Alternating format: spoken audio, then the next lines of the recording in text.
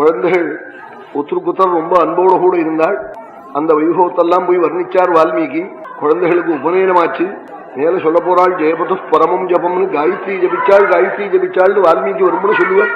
ஏன்னா காயத்ரிக்கு மேல மந்திரம் இல்லை, ரொம்ப உயர்ந்த மந்திரம் அது. அதை ஜபிக்க ஜபிக்க பவர் ஏறிக்கிட்டே இருக்கும்.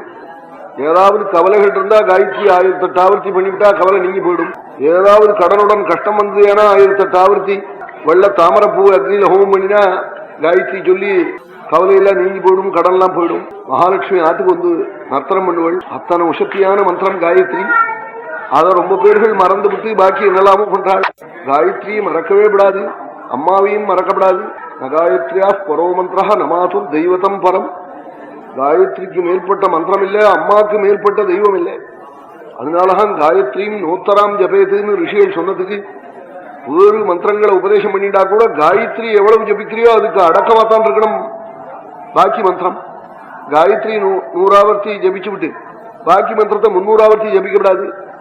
காயத்ரி 100 ஆவர்த்தி ஜபிச்சா பாக்கி மந்திரத்தை 98 ஆவர்த்தி தான் ஜபிக்கணும். அதுக்கு அடக்கமாத்தான் இருக்கணும். அம்மாவுக்குத்தான் பெருமை இருக்கணும் ஆத்துல. அது மாதிரி